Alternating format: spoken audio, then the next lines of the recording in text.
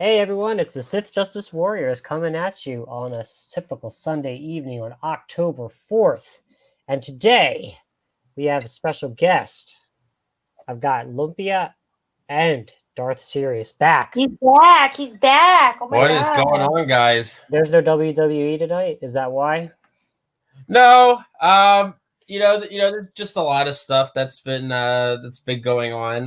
Lumpia and I just recently watched the series finale of one of our favorite animes, Food Wars.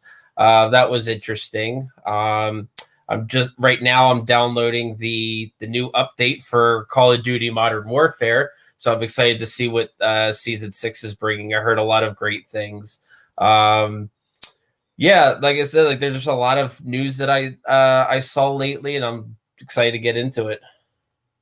Great. So, Lumpia, why don't you tee it up? You've got a couple on deck. Yeah, I mean, there's a few things circulating. I think we mentioned it on Friday.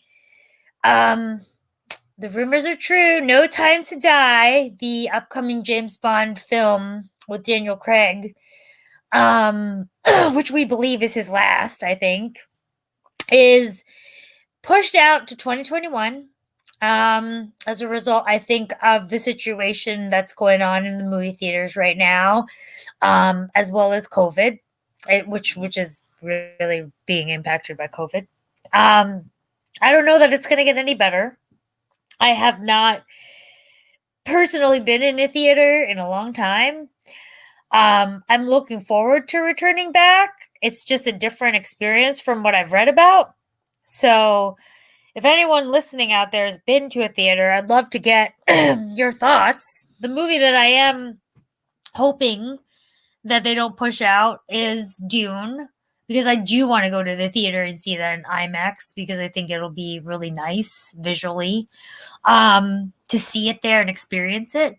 So we'll see. But that, and, linking that to just a whole slew of just news around cinema. Regal Cinemas is actually closing a lot of their US operations. They've been impacted pretty hard, and they're the number 2, actually, theater chain in the world. Number 1, believe it or not, is AMC, which is still, they're not fully functional, excuse me, but they still are, waiting, I think, and we talked about it a long time ago, for things to get better. I'm just not sure what's going on. I'm waiting for Amazon to announce that they're buying them, but we'll see. But anyway, that kind of rounded up the big thing that I wanted to talk through and wanted to get your guys' thoughts on is this going to be the trend? And if so, in the sense of, are we just going to expect the rest of the year no movies in theaters? And if so, why aren't we, as just a nation or whatever, as a business, just pulling the Band-Aid off and saying to ourselves, Hollywood, let's all hold hands and make that stand and say all of us are not going to air movies in theaters until a vaccine is released, because we want to show our solidarity. We know a lot of people aren't working in Hollywood because the conditions just aren't right. Some films have started picking up shooting again, but it's pushed out even further delays of TV shows, etc. Unless it's something they can do in separate, places. Like, for example, Bob's Burgers is back on tonight, show that I love. I love to watch. Family Guy again, but those are animated. They can be, and as much work as it causes, they can be set up where you can record from wherever you are, and it would be put together. So again, I'll go back to it because this isn't the only announcement that is probably going to come up, and I just would love to get your thoughts. I'll start with you, Sirius, since you're back with us. Yeah, I think you hit the nail right on the head when you mentioned trend, because with this this coronavirus going on, we don't know when things are going to open back up. We don't know how long things are going to stay closed. But I think that whether it's long or short term, I think it definitely is a trend that's going to be starting in terms of, not releasing movies in theaters just yet. Even with AMC opening some of their theaters back up, people still aren't going to the movies. And, I've always been a glass half full kind of guy. I have my cheat days, but for the most part, I'm pretty optimistic on things. So I think we eventually, how long it's going to take, I have no clue, but eventually we will get back to normal. But sadly, Regal won't be around. And it's fortunate for AMC, but to not have that option, it's kind of like, sometimes that can hinder somebody's decision to go to a movie because, sometimes you had an AMC near you, sometimes you have a Regal near you. Yeah. And honestly, it's not official, but it's a consideration. Yeah. So I believe I'll stand corrected. And yeah. it was in the USA Today, as well as the Business Insider. So and I believe it's US and UK. Yeah, but I'm saying that's where the article basically said, in linkage to the No Time to Die, delay, Yeah. Regal Cinemas was really considering whether or not to keep anything open at all, or just call it a day. So yeah, good. Sorry. The No Time to Die was definitely like a punch in the gut because that's a blockbuster movie. When you think of these movies like No Time to Die, Black Widow, which got delayed, Mulan, which ended up going to Disney Plus. Which you can stream it sooner than December, by the way. I think you were the one who told me that. Serious. Yes, I forget the date, but eventually it's going to go on all media streaming platforms, so it won't be exclusively on Disney Plus. I personally don't have an interest in watching it, but it's good that it's more available for people to watch. Fan, what are your thoughts? But wait, hold on. Before I continue, is Wonder Woman still happening or no? It's still slated. Because that would be the only one left, right? In terms of big blockbusters. That and Dune. Yeah. Well, yeah, it's assuming Dune comes out, but I think if you see one of those other two drop out or go to digital, I think Hollywood needs to put a fork in it and reassess to make sure that they recoup all the losses in 2021, which is quite difficult. It's sad for those that are the rank and file folks that are just trying to get their career started or to continue paying the bills and things like that. I just wonder if this is going to course correct Hollywood in terms of what they're about versus entertainment, the purpose of what they're about. But I think that if I come back to the whole idea that the James Bond movie, for example, that was being marketed as this most progressive Bond, right?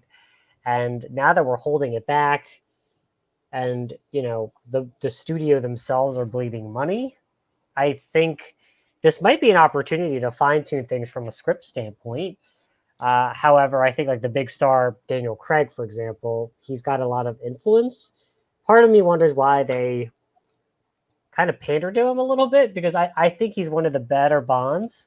But the issue is that they keep asking him to return when maybe it is time for him to give it up, because he's always said he doesn't want to do it anymore. Yeah, kind of like Hugh Jackman and Wolverine. And it's no, Hugh Jackman liked being Wolverine though. Yeah. But it's the other guy, Harrison Ford, when it came to Han Solo. Like, just fine. If he doesn't want to do it, let him go. You know Yeah. what I mean? Yeah, the Han Solo one's an interesting one because I remember reading an article before that even during the original trilogy, Han Solo, he wanted his character to die but George Lucas said no, just because of the story that he already had written out. And then they ended up killing him. Yeah. Yeah. Well, then he finally got his wish, but he didn't even want to do the Force Awakens. He didn't even want to do it, but they gave him a lot of money, and he said, "As long as I die, I'm good." Yeah. And technically, he didn't. Well, he did die, but he also came back for like what, 5 seconds? And, a couple minutes. And yeah, I mean, money talks and all that, and I get it. But sometimes, you know what? Like if Harrison Ford's case, you kind of could tell he was just mailing it in for a check. But that's also a Kathleen Kennedy thing. I am going off on tangents, so I recognize that. But the I mean, the movie theaters is also tough because again, it's the rank and file folks that the people doing the concession stands, the people clean, that man the places, or even the managers that are kind of trying to make ends meet. It's disappointing for them because it's not their fault, and no matter how many things like air filters and social distancing some of these theaters and things like that, I think it'll be a long time because number one, I think people will be hesitant with a vaccine. I think people will be hesitant just in general, even if they say there's a vaccine or therapy. It's going to take a while, even after you lift it all and say the science says XYZ. And yeah, people need to be coerced back. And also, we've realized that Hollywood doesn't, we don't need Hollywood. We kind of need more. The more important thing over Hollywood is toilet paper and paper towels. That's what we cared about more. Yes, that is all we cared about. We cared about and waffles and Pop-Tarts. There was a shortages of those, right? In places that, Yeah, but they've got a lot to do. There's a lot of soul searching. I think, unfortunately, it's all the direction that may be is that the 2020, whatever happens in 2020 in the United States is probably going to dictate where we're going to go, and that's kind of unfortunate. I went on a wide broad tangent, but the fact of the matter is I feel for the people that were just doing their day job, and yeah, absolutely. There's a lot of money being lost, and it will still continue to be lost because we have stupid leadership that takes away and reopens and then takes away, right? Serious? Oh yeah. It's kind of works both ways because it's like, with these theaters closing, it's like you're taking away from the people who actually are, making money and want to treat themselves to something. And then on the other side, you're also taking away jobs. And by taking away the jobs, they can't make money. And by not making money, you can't spend it. And by not spending it, you don't stimulate the economy. So like it all comes around one vicious circle somehow. And I just, like I said, I know we're going to get through this. I just have no fucking clue when. Yeah, and that's the thing. And to bring it back like full center, it's like, it seems to be that this is going to be the way it is.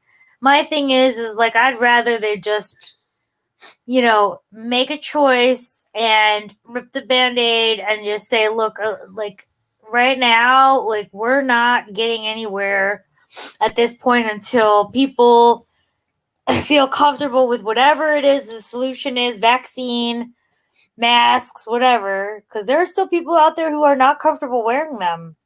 So, like, I think for me, I would rather they just be honest with a lot of people and just say, look, this is what's going to happen, entertainment. And I look at this from a perspective of we need other things, to keep us,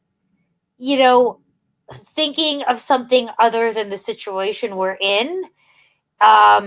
Luckily, we have football again, but again, it's a strange situation with football. I've never not to go on another tangent, but I've never been in a situation where, from a fantasy football perspective, because the players have COVID, they have moved out the entire schedules. They've shifted bye weeks and football games out. Like Monday night, there are 2 football games? Yeah, like so it's insane. So anyway, like I said, I'm not gonna go on that tangent, but this situation is one where it's like entertainment industry, we need this, but if the reality is we have to wait till theaters are safe to go back into, I'd like to know that. Because the experiment, I call it the experiment of the whole Mulan, the whole Tenet, the whole limited releases in the movie theaters. The experiment, let's just call a spade what it is. It was a failure because many people did not feel safe. And from what I understand, because I have not been to a movie theater, you don't eat at the movie theater. There's no concessions. You just go there to watch a movie, which at the end of the day, you might as well stay at home, eat the food you have, and watch it in the comfort of your home.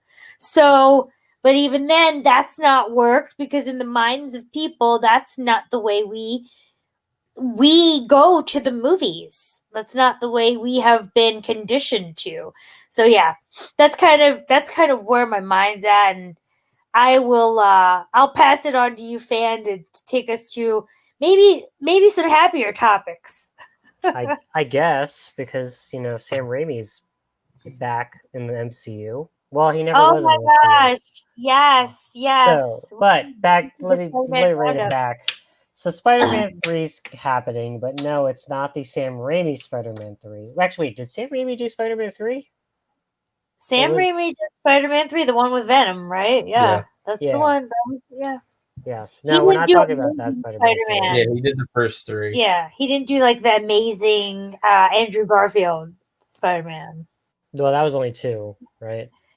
Yeah, and he didn't do this Spider-Man Millennial Spider-Man Tom Holland. Yeah. Well, let's focus on that one because that's the number 3, right? We're gonna have Millennial Tom Holland Spider-Man, which is still a fine representation. It's just Millennial Spider-Man, and I think they're really going all in on the Spider-Verse. And so the first thing now is the Jamie Foxx coming back as Electro. Yes. There's also an article that I just saw that said actually it's not just Jamie Foxx as Electro. We're talking about all of them are coming back and they're all going to fight their villains. No way. So we're gonna have my man Tobey Maguire take on the goblins. No way. The William Dafoe and the Franco. Yeah. Oh wow. The James Franco. You're gonna have Garfield take on. Actually, he had his own goblin, and then oh my god, who was his goblin? Now I'm looking it up. Keep talking. I'm looking it up. I mean, the rumor is that Peter Parker is going to be meddling in the Spider-Verse, and then hence he's going to meet Tobey's fighting his guys. Andrew Garfield's going to fight his guys, and I'm pretty sure you're going to find Miles Morales somewhere, which is probably the right opportunity to do so. So when the man Sam Raimi came back, I knew there was a possibility that Tobey Maguire would come back. So serious. Let's throw the ball to you. Speak about this. I mean, this is like really exciting because because they're always like they always start off with with rumors because I mean I think Doctor Strange kind of like got the ball rolling once it was confirmed that Doctor Strange 2 was going to meddle with multiverses, and then there was another teaser in Spider-Man Far From Home when the quote unquote Mysterio from Earth 813 said that there was that teased like a multiverse out there. So I know there wasn't going to be any multiverse in that film, but just throwing that out there gave hope, to have that in the future films. And now that we're hearing that, they're in talks with Toby and Andrew Garfield to return, in addition to the confirmation of Jamie Foxx coming back as Electro. I mean, I can only imagine, who else they're going to bring back. I mean, it would be cool to actually see Mysterio show up again, especially since I'm not sure if he's dead or not. It's weird how that if you look at the end of Spider-Man Far From Home and that video, I feel like even if he is dead in Tom Holland's Spider-Man, I feel like he still will show up in either Andrew Garfield's or Tobey Maguire's, because especially since we never saw Mysterio in any of their movies, it would be okay to say that Jake Gyllenhaal was the Mysterio in that multiverse as well. Like, you know what I mean? Like, for example, it wouldn't make sense if they brought in Dr. Octopus in Tom Holland's Spider-Man, especially as Alfred Molina, when we saw Alfred Molina, die. Yeah. So it would have to be a different actor. Well, either way, I'm just looking up at the cast. So Andrew Garfield did not have a goblin.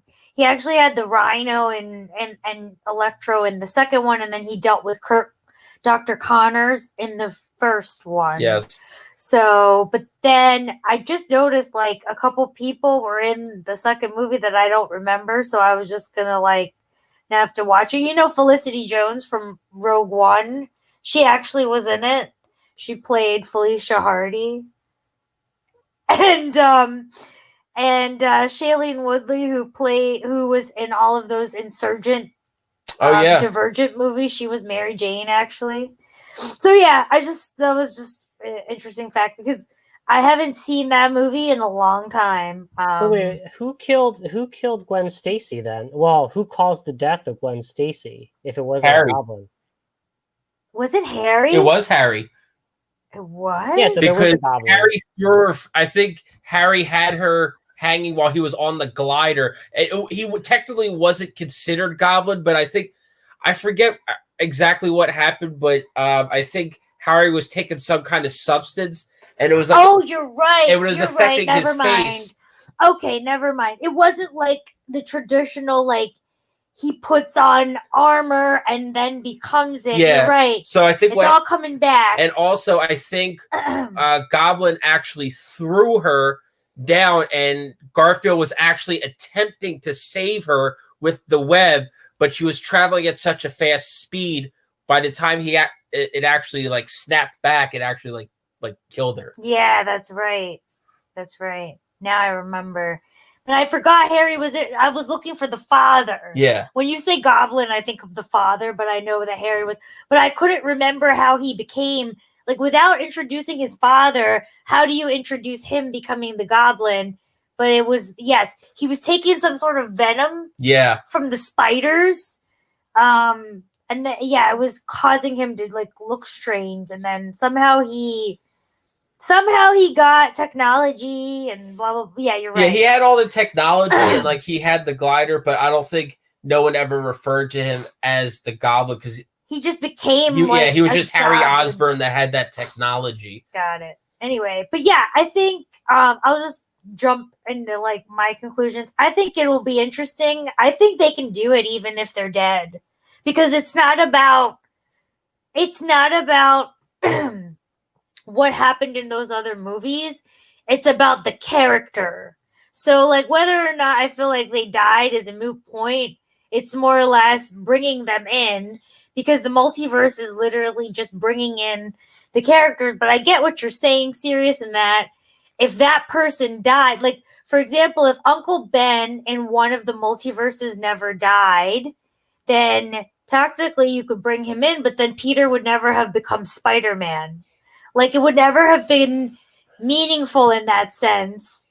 But then again, it goes back to what we talked about before when we tried to analyze the Tom Holland Spider-Man. Basically, he never felt the repercussions of Uncle Ben dying. Yeah. So he's a Spider-Man where I don't even know if an Uncle Ben existed. Like, I don't remember Aunt May ever saying there was an Uncle Ben that, like, was so important in his life. So perhaps you're right in that sense that if, for example, so in the Tom Holland world, if you will, that Spider-Man never had an Uncle Ben. Whereas the Tobey Maguire Spider-Man, Peter Parker, like, his Uncle Ben died in front of him. Yeah. And then the Andrew Garfield one, which I can't remember that Uncle Ben. But then you have Miles Morales, who never had Uncle Ben to begin with. Never, like, you know what I mean? So it will be really interesting. I think they could still pull it off even though you know what happened to the person, because it's in some aspects you could pull them out any time in the multiverse at any point of time before they died, whatever, in theory. So anyway, sorry, fan, we went on tangents, but what are your thoughts on a lot of this stuff? I think there's a lot of room here to grow. I think that they need this because, hardness makes makes absence fondness makes. Jeez, I totally fumbled that. Absence makes the heart grow fonder, but especially in the case of Toby, actually, it's funny because he's been blacklisted for God knows whatever reason. But yeah, this is what I need, because as much as I really like Tom Holland, I really got annoyed with the whole millennial young Spider-Man in today's world. I just liked Peter Parker, who was scrapping to make ends meet at the risk of being kicked out of his little closet in a closet of an apartment. He didn't even have a bathroom for his own. He just the shared bathroom. Exactly. But that's the whole crux of Peter, is that he keeps doing all this stuff despite the fact that he needs a job and needs to concentrate on his life without, including his life, including trying to get Mary Jane to come around, which is partially why I liked the Spider-Man game, was because it got that part right. Even though it was a younger, just out of college Spider-Man, it was that specific core where he barely had money to get by.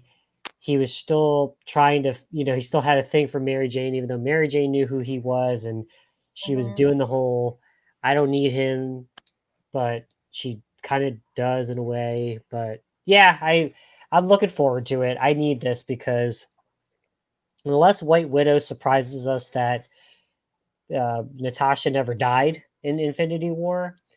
Yep. I mean, I again, that's the movie that should have happened way before. Oh, you mean Black Widow? Yeah. Yeah. Not White Widow. Not Jane Tindall's White Widow. And I don't know what else is left. I mean, they announced Kamala Khan, who I don't even know. Lupia, do you even have any details about that? I didn't even pay attention. No, I actually don't, because I did see that casting announcement. I will say I remember reading an article that she did not enjoy the movie, the Captain Marvel. Yes, but her name is Iman. I might butcher it. Iman Vellani. And she's the first on-screen Muslim superhero. She's going to play Kamala Khan. And she is a Pakistani. She's a 18-year-old actor from Canada. So it's going to be interesting, how they do this. And kind of, what, I don't know much about her background. But, it's going to be interesting to see how this kind of turns out. So they've got her, they've got She-Hulk casted. They just need to announce the lead for Hawkeye, the female lead. They didn't announce Kate Bishop? I don't know that they did officially. Oh, okay. I feel like I thought it was everyone, Haley Steinfeld. was That's it what I really thought, though? too. Because everyone has been saying that it is, but then I don't know. Like I said, she's quote unquote locked in. So just like they were thinking that it was going to be oh my gosh, Dave Franco's wife, Allison Brie. They were thinking it was going to be Allison Brie who was going to play She-Hulk, but then it ended up being Tatiana Maslany. Like I think the Haley Steinfeld thing is not official yet. So I think that they want her probably. They're set, but they haven't officially announced anything. So I feel like Disney could change. You know how they go. Yeah, they're definitely notorious for doing that. They might bring in a no-name person. I mean, personally, I think Haley Steinfeld, like she has the look for it, and I believe she was in that what was that movie with Asa Butterfield, Zone of Enders, I think. Oh, Ender's Game. Or Ender's Game. Yeah, Ender's Game. Yeah, Zone of Enders was an old Yeah, video I remember game. that. But yeah, Ender's Game, and she definitely from seeing that type of movie, I could see her fitting into something like with Kate Because Bishop. people are the other rumor going around is they think she'd be a perfect squirrel girl. Oh fuck! But we haven't heard anything about that TV show yet. Squirrel Girl. But yeah, back to Spider-Man. Hold on before we go. Notice they're putting the A-Team on Disney Plus. Yes, they're putting together. I just bypassed an article and didn't want to read it, but they said Disney Plus has their quote unquote Ghostbusters. Oh. They've got their Ghostbusters. Jesus, man. Back to Spider-Man, though. What were you gonna say? Back to Spider-Man. So yeah, I think I'm glad they brought Sam Raimi back. B, he has the history to bring in the right people in terms of if it's going the multiverse route, which is what we all think. He's got the history with Tobey Maguire and all those 3 movies to bring that in. Sorry, just to clarify, he is not for Spider-Man 3. Sam Raimi is for the Multiverse of Madness Doctor Strange. Oh shoot, that's right. So we have no idea who Spider-Man 3 is, the director. Right. It could be Sam Raimi for all I know. Yeah, it could be. You know what? I wish it was Sam Raimi. That's why I said that. But yes. But if he is going the multiverse, there could be snippets of that showing up in the multiverse, I guess is what I'm saying. What perfect movie could you put that in but that Doctor Strange movie?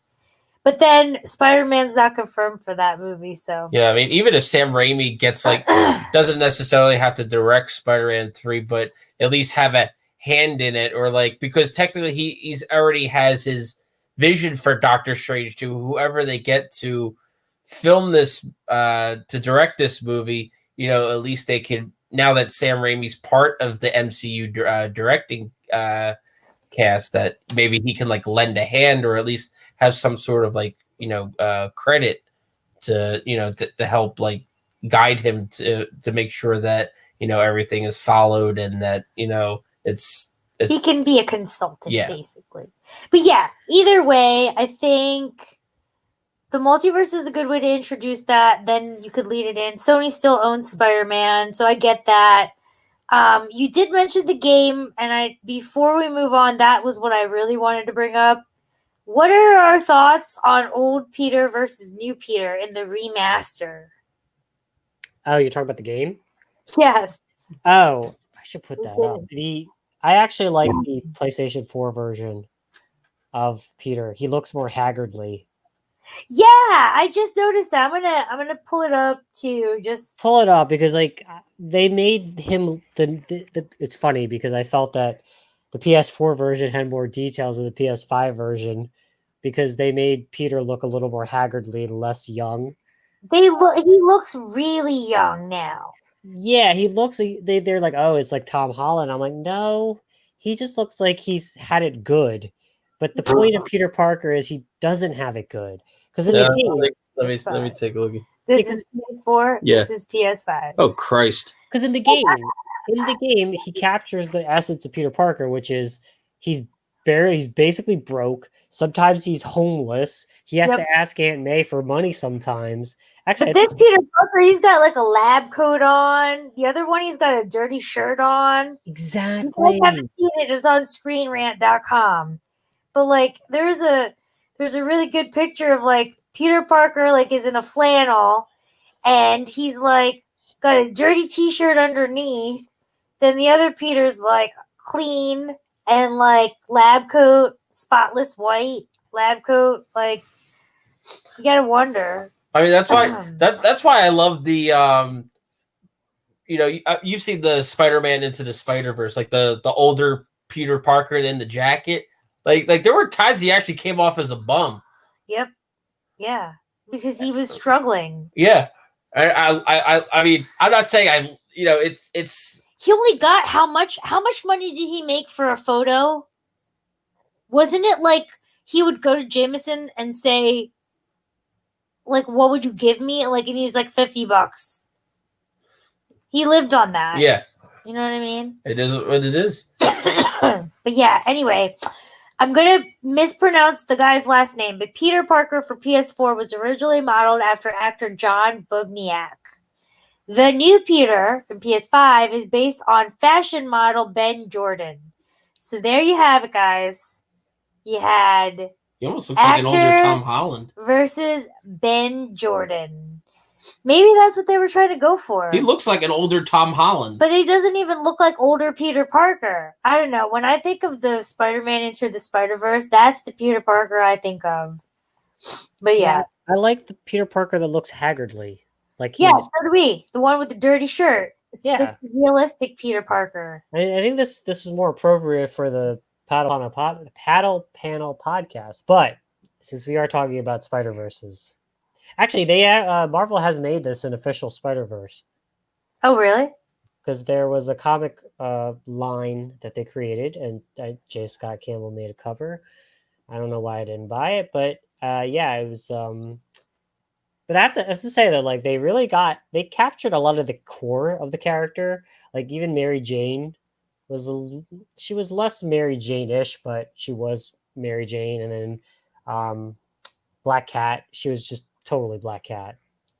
That's just that the game did it well, if I had to say anything, but still wasn't my favorite PlayStation 4.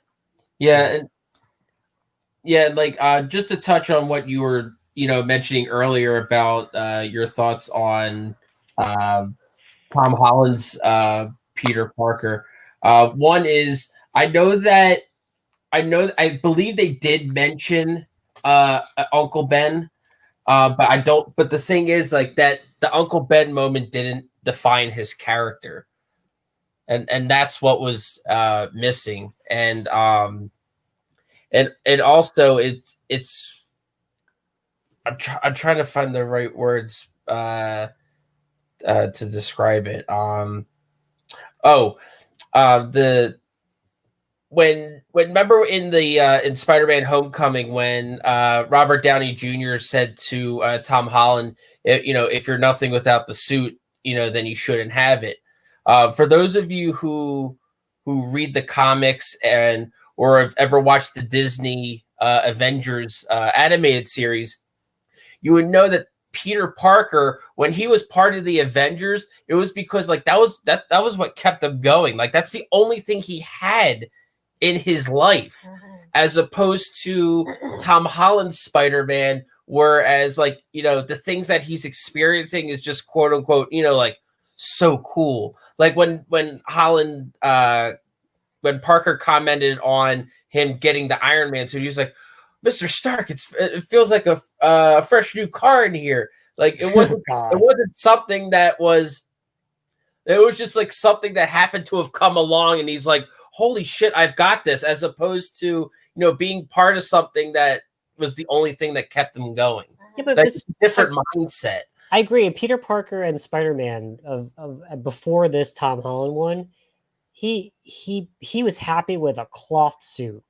Yep. and he would still do it. And then he didn't in the comic books he was invited to be part of the Fantastic Four, and he's just like, nah. Yeah. Yeah. Like even when he goes to be part of the Avengers, he's like, yeah, I like to do it on my own. Like he it just was what encapsulated this idea that I don't know, maybe he's a sadistic person that likes to punish himself, but he just did it with the least amount of means. Like whatever gadgets he had, he made it from like junk, scrap. He Yeah. didn't have to say, Uncle Tony, can I go with you? Uncle Tony, Happy, can you tell me how to get to Uncle Tony? But by the way, it was still a good Spider-Man. He did Yeah. it well. It's just Definitely not gonna take that away. I miss Peter Parker with adult problems Yeah.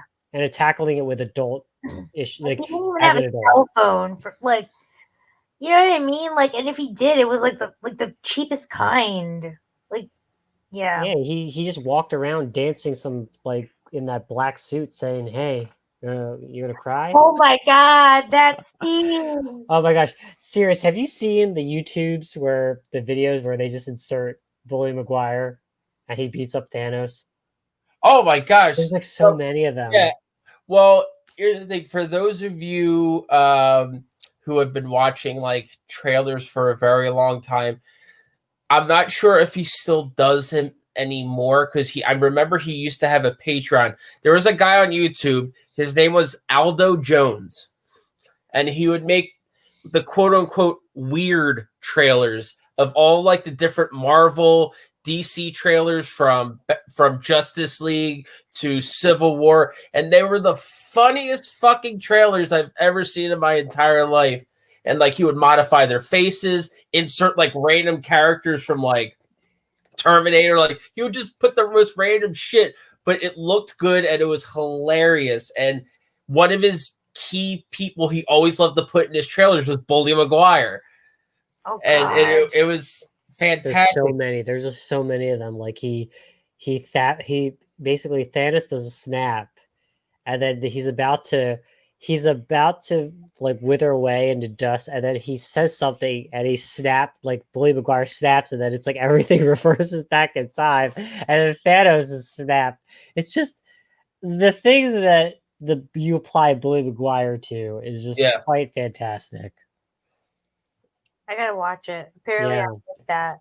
Yeah. Anyway, I think we went over time, but I just miss Tobey Maguire's Peter Parker. What can I say? Clearly, we all do. Yes. Oh, before I go, did you see that new Keanu trailer, Olympia? The one we talked about on Friday, or there's there's a 20-second one where he just basically says something, and then the commercial ends in 20 seconds. Dang it! I just had to because we always talk about Keanu, and I'm surprised there was no Matrix news. I am going to have to check it out. Well, no, I think there's no Matrix news on purpose because I honestly think that they are shooting it, but it's like on lockdown. And it's like one of those things where it's like, can't say anything. All right, let me end it here. So if you like our content, please like, comment, and subscribe. Hit the bell for to get notified of any future content that we have. Also note that we are on Twitter at @JustTheSith. Also, we are on podcasts if you want to listen to podcast format with places like Google Podcasts, Spotify. Just if it's easier for you to listen to your commute or at work. But with that said, see you on the Sith side. Bye. Bye, guys.